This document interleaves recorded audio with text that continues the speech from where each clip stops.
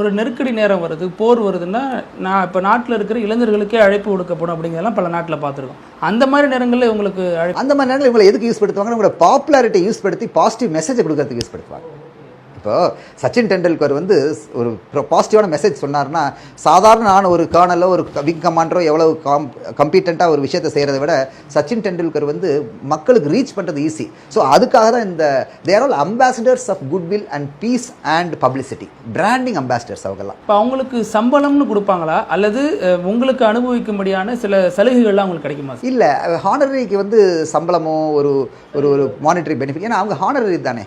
இப்போ ஹானரரிங்கிறது வந்து மேபி அவங்க இப்போ சப்போஸ் ஒரு விஷயத்தை கொண்டு போனோம்னா அவங்களுடைய அந்த விஷயங்களுக்குள்ள செலவுகளை வந்து கவர்மெண்ட்டோ ராணுவம் எடுத்துக்கும். பட் ஆனால் ரொட்டீனாக சம்பளம் பென்ஷன் இதெல்லாம் கிடையாது. அந்த அவங்களுக்கு தேவை, அவங்களாம் பெரிய ஆளுங்க. அவங்களுக்கு வந்து என்ன, நம்ம கொடுக்குற சம்பளத்தை வச்சா கவர்மெண்ட்டை வச்சா நம்புறாங்க.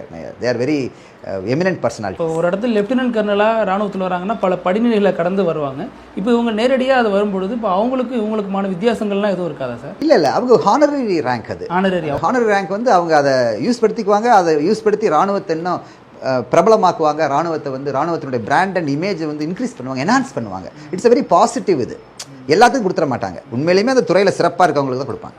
இப்போ எடுத்துக்காட்டா டாக்டர் முத்தமிழ் செல்வன், அவர் வந்து ஒரு over a period of 40 years அவர் வந்து அகடமிக்கல் எக்ஸலன்ஸ் பண்ணி நிறைய ஸ்டூடெண்ட்ஸ் என்ன செஞ்சுருக்காங்க, அவங்கெல்லாம் வந்து கிராஜுவேஷன் ஆக்கியிருக்கிறாங்க, இன்ஜினியர்ஸ் ஆக்கியிருக்காங்க. ஸோ அதுக்கு ஒரு பின்னாடி ஒரு உந்து சக்தியாக இருந்திருக்கிறார். ஸோ அதனால் அவர் அது பண்ணியிருக்காரு. இப்போ சினிமான்னு வந்ததுனால இன்னொரு கேள்வி வருது சார். இப்போ சினிமாவில் காட்டக்கூடிய முக்கியமான விஷயம், இப்போ மலையாளத்துலலாம் ஒரு படமே பெரிய அளவில் வெற்றி அடைஞ்சிச்சு.